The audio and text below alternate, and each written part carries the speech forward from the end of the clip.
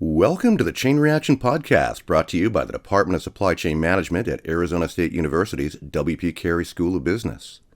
With a rotating cast of faculty, alumni, industry experts, and guest contributors, this podcast aims to help listeners understand the people and processes that produce and distribute products around the world. In this special holiday edition of the Chain Reaction Podcast, W.P. Carey School of Business Assistant Teaching Professor Chris Lee facilitates a discussion of Christmas and the supply chain with Professor Elliot Rabinovich, Professor of Practice Hitendra Chaturvedi, and Teaching Professor Eddie Davila, all from W.P. Carey School of Business here at Arizona State University. Well, in Arizona, we don't tend to get snow, at least not down here in Tempe, where ASU is located. However, we do know that Christmas is on its way, and so we thought that a discussion of Christmas in the supply chain was an excellent idea for this time of year. So gather by the fireplace, throw another log on that fire, grab some hot chocolate or eggnog, and let's join into the discussion. Well, hello, and thank you for joining us again for a W.P. Carey Supply Chain Management Department podcast on supply chain issues today, because the season is now upon us, and while being in sunny Arizona where we don't see snow, we always like to remember it's Christmas time. And so we thought we would talk about the holidays and supply chain issues during the holidays. My name is Chris Lee. I am one of the professors here at the Supply Chain Management Department at W.P. Carey. And it's my pleasure to have three of my fellow faculty with me as well. Professor Elliot Rabinovich, Professor Hitendra Chaturvedi, and Professor Eddie Davila.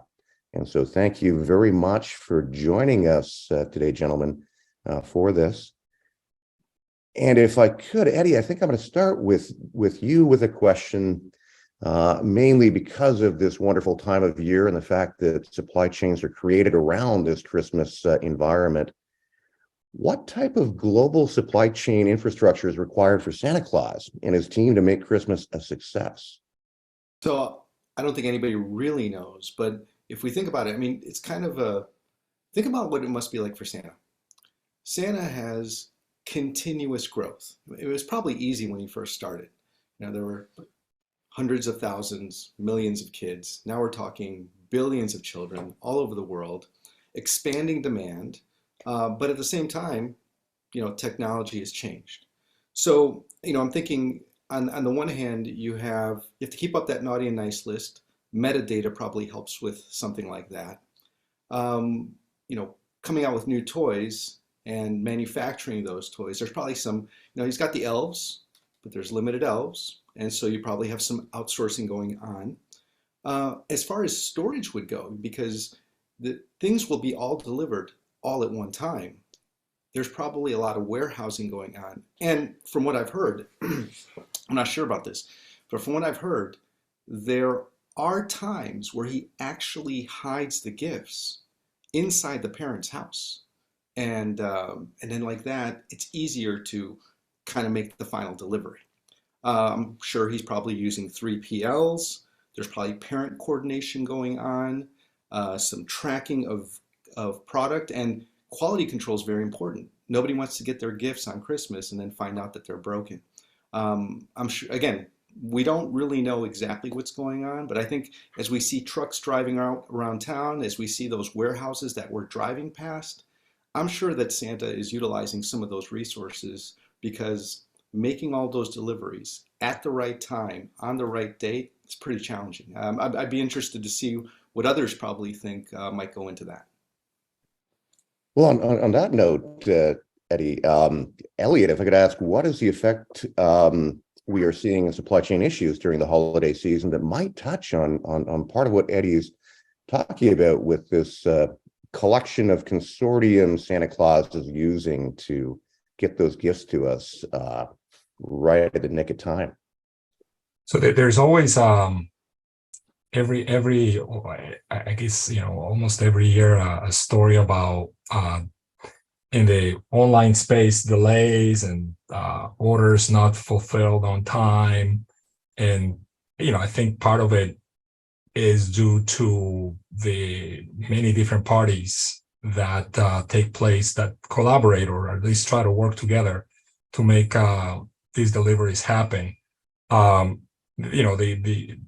case of companies like Amazon that over the past 10 years, they've decided to become a lot more self-sufficient when it comes down to last mile delivery, and rely and not depend as much on third-party logistics providers like FedEx and UPS. It's a good example that illustrates how, in some instances, there is a need for companies to be able to have their own capacity to respond to disruptions and uncertainties that will inevitably prop up in the holiday during the holiday season when demand spikes. So that combination of uncertainty, demand, both on the demand and the supply side, makes supply chain partnerships very, very brittle, very fragile during this time of the year.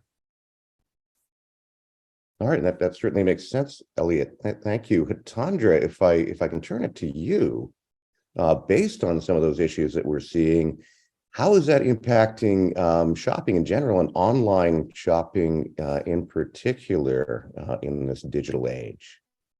Yeah, no, I loved how Eddie was talking about hiding gifts in the parents' houses. Eddie, we all teach that in our classes as vendor managed inventory. Without any service level agreement. So here's my take on this holiday season. The heavy lifting by Santa and by most of the companies happened during the summer. So what happened was when there was a lot, when we are today here in the month of December, the supply chain is not stressed at all. The last mile is, but the supply chain is not stressed at all. Most of the vendors, most of the retailers, including Santa Claus, because they were worried about supply chain issues and getting the right quantity, getting the right product, they ordered a lot in the summer. And that's the reason you hear that we didn't hear anything about Santa, because he gets a list. He is built to order, while the rest of them are built to stock. So they forecasted. And you started to see their inventory going up and overflowing inventory.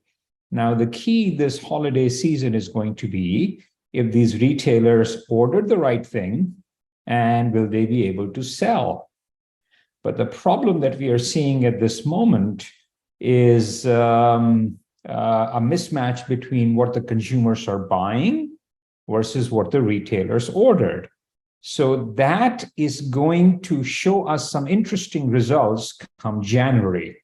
You will see some retailers realizing they just ordered the wrong stuff, and some of the other retailers just laughing all the way to the bank. The jury is still out.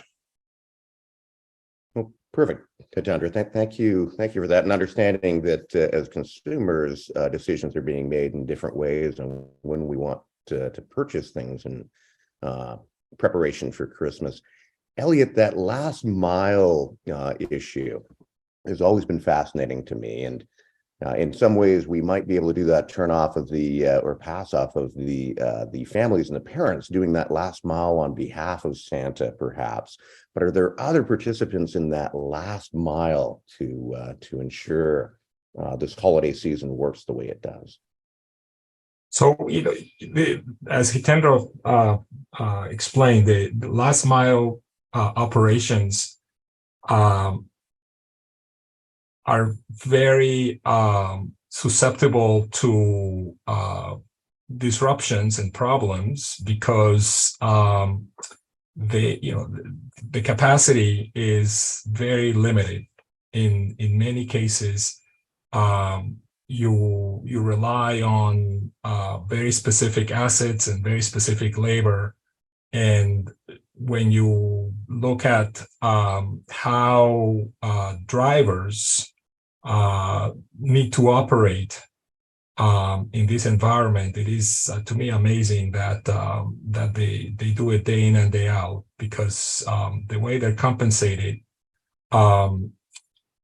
is oftentimes not a function of the time they put in making the deliveries, but a function of the amount of output, the number of packages that they deliver. So not only are they under time crunch because they have to make deliveries by a certain time as promised to consumers, they also have the incentive to work as fast as possible, because they're not going to be paid by the hour. They're going to be paid by output, by the number of packages that they deliver.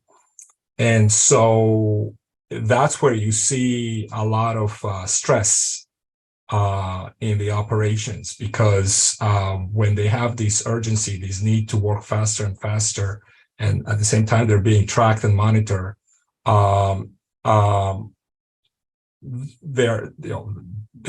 are a lot of opportunities for errors, a lot of opportunities for bad customer service, a lot of opportunities for mismanagement, abuse of the drivers. And so just remember, when you're waiting for your package to arrive, that that there is a person behind this, and they're under all kinds of pressures to deliver, both literally and figuratively. All right, perfect. Yeah, I think it's, especially in this time of kindness, something we should definitely remember is there's always somebody trying to make sure that gift arrives on time, and being patient with that, which kind of reminds me of growing up and that popular item that everybody wanted, and I certainly was hoping Santa was going to bring to me, and yet for some reason it didn't magically appear under my Christmas tree. And Eddie, if I could ask you, what can we learn about the bullwhip effect from high demand Christmas gifts, like the PlayStation and Xbox video game consoles, or going way back, the Cabbage Patch doll, which created a craze, and then we had issues making sure we had in time for Christmas? Well, I think I'll probably lean on you folks for some help on this one. I think what we see there is a good lesson to what we see happen in other places around the year. There's this pent-up demand. You have a lot of people that they're not necessarily buying because they need it. They're just buying it because people are hoarding it. And so then you have a redistribution of product nowadays on things like eBay and in other marketplaces as well, perhaps even on Amazon, now that you can resell items there. And then what happens after Christmas is another story. If the product has legs, that means it's going to continue to sell, and there's going to be a continued demand for the item. But in other cases, it's a flash in the pan. Kids wanted it for Christmas. Christmas is over. Time to move on. And if the company believes that that product is going to sell year round like it did at Christmas, they may end up making too much product. And then you get to March, April, May, and you see that product sitting everywhere. In other cases, perhaps maybe more like a PS5 or an Xbox, people want it at Christmas if they can get it, and if they don't, they're going to keep searching for it. In that case, though, you're also looking at issues like the fact that you may not be able to actually make enough of them because you may have chip shortages or other part shortages.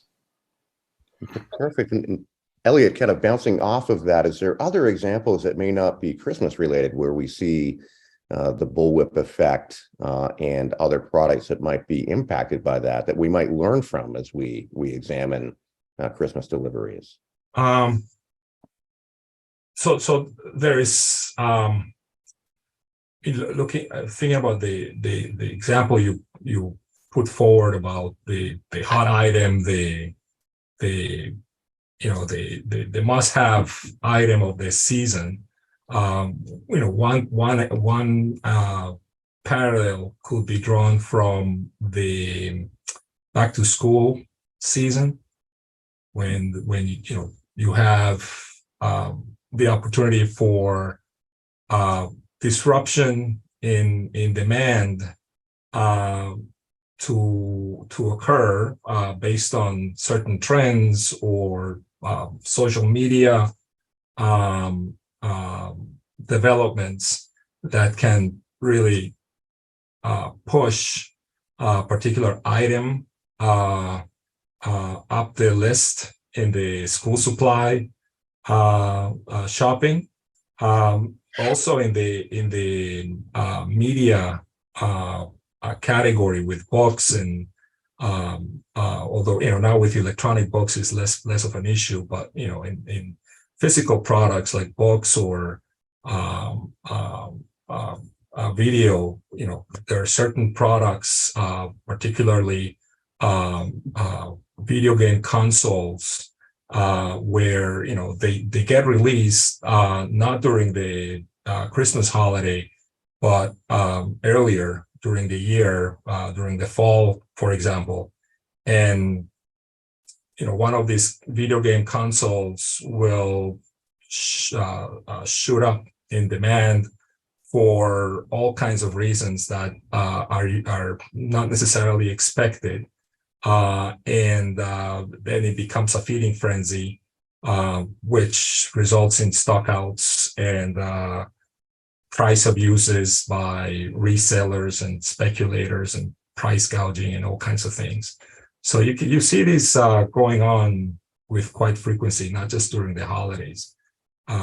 With the video game consoles, an example that was quite interesting a few years ago is the Nintendo Wii, where Nintendo was not really as competitive back then with the other consoles like PlayStation and Xbox, but the Wii became such a hit with non-traditional gamers that the demand was overwhelming relative to the inventory available, and you couldn't find the product for at least a year after. You couldn't easily find it for at least a year after its release. So it's not, it's not exclusive to the end of the year holidays. Sure. Well, perfect. And kind of piggybacking off of that, Elliot, if I could move to Hitendra, because I know we always like to share horror stories in the retail world, especially around special occasions like Christmas. Can you think of your favorite historical supply chain fail that kind of touches on this? No, absolutely. I would be happy to. And the great example is going to be Apple, that gets quoted all the time. But before I get into that, let me quickly add on to something that Elliot mentioned about the bullwhip effect. A classic symptom of the bullwhip effect this holiday season is if you go into the market, you assume that all the products are going to have very similar discounts. That is not the case this year. Some products are retailers are giving humongous discounts, and some of the other products are not having that much a discount. And this is purely a symptom of poor forecasting and bullwhip effect. What happened was they ended up assuming that there are certain items that will be bought a lot during the holiday season. They bought more, their distributors bought more, and the retailers ended up putting out bigger forecast. That is not materializing in this holiday season. And some of the other items that they thought would not sell are the ones that consumers are wanting, because now you have a lag from summer all the way to December, and the demand pattern has changed. The other interesting angle that I think we should not miss on is what the consumers are behaving like this holiday season. And this holiday season, the consumers are over 150% are increase in financial considerations. a majority, close to 50%, are going to finance their holiday purchase. From last year to this year, 85% of them are saying that they will either keep it the same or buy less, on an average of about $1,000 this year, which, if you take into account inflation, actually is a degrowth. So total retail sales during the holiday season, total retail, I'm talking online and retail, is going to grow at about 5%. That 5%, taking into account an 8% inflation rate, is a degrowth. And a few other factoids, buy now, pay later is becoming extremely popular. That, and with Gen Z and millennials, as a matter of fact, but that's a double-edged sword. You're not paying cash right now, and you have to pay it later, and there comes the risk. Our credit card debt is the highest in decades. The delinquency rate is low, which is fantastic. And that's because of the jobs that we have. But these factors are extremely important in looking at how the retailers react to the buying pattern of the consumers. Now, going back to your story, your horror story. Now, I will take you back to 1995. That is the year when I graduated from my MBA program. And Apple was the market leader in the fragmented PC market. And what happened was that Apple was set to introduce the new line of Power Mac PCs, and just before the Christmas season. And the last 2 years, they had ordered excess inventory, and they got really, really burned because of that. And this time they did the same. They did not order enough inventory. And when they did not order the inventory, but the demand for Power Mac just went in the stratosphere. They were left with about $1 billion with unfilled orders. So that's an example of how not understanding the product and demand can boomerang in a very, very negative way. That makes sense, Hitendra. Thank you. Thank you very much for that. And thinking about your example of inflation, the fact that in reality, even though it's a 5% growth, we're really looking at a 3% decline. I often wonder how much of that might have done with the government stimulus from a couple years ago, giving extra money to people around this time of year. And I often wonder if we will ever get to that pre-COVID level of traffic within conventional, traditional stores. Elliot, if I can ask you, what do we think that impact is on operations, and will we see a return to that pre-COVID traditional store purchasing, or are we looking at more of an online paradigm moving forward for these kind of purchases? It's a good question. From what I've read, store traffic is still not at the same level as before COVID. So, this holiday season, they're not expecting to see the same levels of store traffic as before COVID. And if in fact there is a permanent decrease in store traffic, you're going to start seeing obviously changes in the store network layouts of retail chains. So it means store closures. You also may see changes in schedules. You already see that in the convenience store segment, where stores that used to be open 24/7 are harder and harder to find. So the industry is in a waiting pattern right now, waiting for next year. You may start seeing changes that will impact the density of store networks and schedules. Perfect.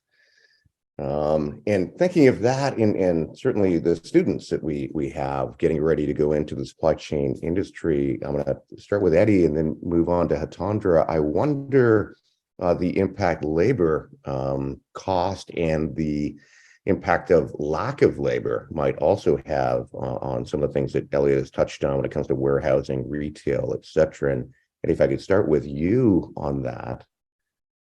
Well, what I'll tell you is, I mean, filling those positions is difficult. The number of people that take those positions and stay in those positions long term is challenging. And I can, I can tell you that as far as Amazon is concerned, Amazon works so hard to find people to fill positions that they know that there's going to be a massive attrition rate. And what they're looking to do, from a university perspective, is they're trying to partner with universities to try and find students that will want those jobs post getting their degree. And a number of those students that do take those jobs don't last very long. So what they're trying to do is create study programs where the student is taking courses on campus, getting into some operations type jobs. If they decide they don't like that, well, they're on their way out already before they take the full-time position. But those that do matriculate, those that do get out of the university, they will be offered something at Amazon. And the hope is that those folks know that they like the job and they'll stay in the job longer. One other thing I was going to mention, and this is something Elliot was talking about, that trying to handle, are people coming in stores, people not trying to come in stores. The other thing that organizations are struggling with is, where exactly do you put the product? Where exactly do you put the product in the store? Do you have some in a distribution center? Do you have it in the store and pick it off the shelves? In some cases, you're going into stores when you want something, you get there, they don't have it. It's online, but it's not in the store because that organization has made its choice that, well, we want to be more ready for online. There's other organizations, they put their stuff in the store and nobody's coming into the store, and now it's sitting in some, people may be ordering it online, they can't access it there. So that's a real struggle. And when you start throwing in the labor issues as well, it becomes even more complex. Maybe we have the product, but we can't pick it off the shelf fast enough to deliver it to your home. So it sounds like because of the paradigm that we find ourselves in between what is the right way to get a product to a consumer and what is the best way to use our labor force, we might have issues in trying to figure out that part of the supply chain. Hitendra, thoughts you can add to what Eddie and Elliot were mentioning? Yeah, let me add to this a couple of data points. One of them is I've been looking at the mall culture for over the last 3 years, and let me tell you very clearly, the trend is malls are dying. Malls was an 80s phenomena, and they are not going to survive. So it is like rearranging the chairs on the deck of the Titanic. So we should not be so that's point number one. Second is to Elliot's point, one of the other big reasons why the store traffic in December is low is because October is now the new November. People have started to shop as early as late September and October because of get the deals. They want to get it done early. It is stressful. People don't wait till December, and a lot more deals. And only 15%, actually less than 15% of people will shop during the month of December. So as a matter of fact, 60% would have started shopping in October. Additional 30% will be close to 30% in November. So if retailers are waiting to give discounts in December, they're already too late. The second point, I want to go back to what Eddie was talking about labor, and I'm doing a research and I'm doing some survey and I'm talking to some of these retailers. The labor shortage is actually in the labor market, people who are on the warehouse, people who are lifting stuff in the shop floor of manufacturing operation. The labor shortage is not in mid-management or a management level. And the people who are actually the workers, the real labor, that's where the shortage is. And just today, I don't know if many of you watched the news today, but Fed announced that one of the biggest reasons of shortage is that 500,000 of the labor who were in the meat processing plants or at the factory level, they passed away because of COVID. And that is causing a huge crunch on the labor. A lot of them, and the other crunch is coming from a very large portion of them to early retirement. And then the third pillar where the labor crunch is coming from is immigration, the curbs on immigration. And that's causing a lot of the labor shortage on the factory floor. Mid-management and all, trust me, there are layoffs happening at the mid-management level, while there is a demand at the factory floor that we cannot fulfill. So it sounds like almost there's a mismatch of the labor we need with the labor force that we actually have available. And the other point I want to mention is that there are many layoffs that are happening that we are not hearing in the news because it's very, very low key. They're not talking about it. Banks are laying off people, retailers are laying off people. Wait till the first quarter of next year. My predictions are that first quarter of next year, companies are going to clean house a little bit, and you will see a lot more layoffs coming in the first quarter of next year than what's happening in the last quarter of this year. Something to look at as far as an indicator, and certainly something to plan for as far as managing supply chains. So, Hitendra, thank you for that. Not bringing the Christmas joy, Hitendra. Well, no, not at all. Red. I'm wearing red. When I said horror story, I wasn't saying future. I said story, meaning past. You know, campfire story, not a, oh my goodness, maybe I don't know how I'm going to get through Christmas story, Hitendra. Forecasts are always supposed to be wrong, correct? Well, and it's good to keep some of these things in mind to understand some of those indicators of why things might be a little different come the new year compared to now as we continue. The biggest thing holding our economy at this moment is our low unemployment rate. Right. One of the surveys that I just finished doing, in which most of the companies are saying, oh, labor is not going to be a problem next year. That tells me two things. One, there are two possibilities. One, they believe that labor truly will not be a problem next year. And second, they're thinking about, my business is not going to grow, so I'm going to lay off, so labor will not be a problem next year. Won't need people. I don't know what that path it will take, but I hope it takes a path which says labor will not be an issue, we'll get enough labor, not the other option. Right. Well, with that in mind, and because it's that time of joy, and we'd like to turn it into that side, I'm going to ask each of you final thoughts on the impact of supply chains during this Christmas period. Possibly some things that consumers can do to mitigate any of the possible supply chain disruptions or issues, and then any advice for happiness within a Yuletime supply chain you might want to offer. And Hitendra, I'm going to ask you to start to give some joy to some of the reality you provided us a moment ago. Buy experiences. Post-COVID, go knock on a neighbor's door. You know that they're old, you know that their family may not be visiting.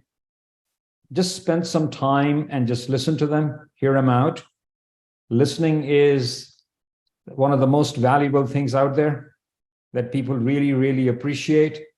I guess what I'm trying to say is gift should not only be material things. Gift is much more. Go visit a veteran. Go to the soup kitchen. Go to the zone. Help them out. When you're gifting to your loved ones, give them a sustainable gift. Maybe give them a gift of experiences. Don't stress yourself looking out for things like gadgets and always product to be put under the Christmas tree. Other things could be put under the Christmas tree. Well, perfect and wonderful advice, Hitendra. Thank you, Elliot. If I can turn to you for your perspective of maybe looking at this from a year-long idea as opposed to a one-day event. You see, thank you. Christmas is in addition to all the stress, that there's the additional pressure of being able to, of having to target everything for one particular day, December 25th. Everything has to converge and fall into place for December 25th, instead of, give yourself a little wiggle room, you know what I mean? So it's not a very supply chain friendly holiday. With other holidays like Easter or seasons like back to school, you don't have that constraint. So just remember, it's just one day of the year. Not everything is not gonna go perfect, and there are other days where you can make up for mistakes that will inevitably happen. Valentine's Day is 2 months away, so there you go. There's another opportunity there for the flower and chocolate industry. We do like our events and our holidays in the supply chain. That is for sure. Thank you, Elliot, for that advice. Eddie, if I can, I'm gonna end with you with anything you'd like to mention that we should keep in mind this time of year. I think we can learn. Let's go back to Santa Claus. We open with Santa Claus. We can maybe close with Santa Claus. From Santa Claus, we can learn a lot of different things about what it takes to run a successful supply chain. You have the naughty and nice list, so be nice. Second, there's the idea of understanding demand, and it goes a two-way street. Number one, organizations have to do their homework. They have to understand their customer, and know what they want and when they want it. On the other side, there's consumers that send signals and provide their suppliers with good information, and they buy what they need, not more than they need. I think those are good lessons, and perhaps even just looking around us, and we now realize supply chain's important. And I think if we all take into mind what's going on in the trucking industry, what's going on in manufacturing, some of the difficulties. One thing that we hear quite often is, if things were at the port were just easier, supply chain problems would go away. If manufacturers in other countries or this country would just make changes, everything would go away. If it was the union, it's the unions, it's the executives. Look, supply chain, it's global, it's complex, it's not easy. If it was easy, there's a lot of money involved. If it was easy, these problems would be fixed. Everyone at every level is facing something that's not easy to fix. And as a result, again, look around, have some compassion for your suppliers, have some compassion for your customers, communicate, and hopefully you'll have fewer problems in your supply chain. Well, perfect. Thank you for that, Eddie. Well, I want to thank everybody for joining us today. I want to thank Hitendra, Elliot, and Eddie for providing their advice to this time of year. And from Santa's elves here in the Supply Chain Management Department at W.P. Carey School of Business at ASU, may we all wish that your supply chain at Christmas and the holiday season be as good to you as the supply chain has been to each of us here today. So thank you all very, very much. We look forward to seeing you in a future installment of our podcast. Thank you, Chris. Thank you. Bye. Thank you for joining the Chain Reaction podcast, where we learn that Santa Claus might just provide the original supply chain story. From the elves in the production facilities building toys in Santa's workshop, to Rudolph and the other reindeers providing logistics and transportation, complete with that red beacon navigation and tracking to deliver those presents under the tree. Something I know NORAD and the FAA have always been impressed by. To Santa himself, receiving orders in the form of Christmas wish lists from children everywhere. To Santa conspiring in a secret partnership with parents to ensure all those gifts make it under the tree. And let us never forget payment in the form of milk and cookies. probably the greatest barter system ever. So there you have it. The holiday supply chain story. And so from us elves, the W.P. Carey School of Business at Arizona State University, our Christmas holiday wish is that the supply chain is as good to you as it has been to us. Merry Christmas, Happy Hanukkah, and a joyful holiday season.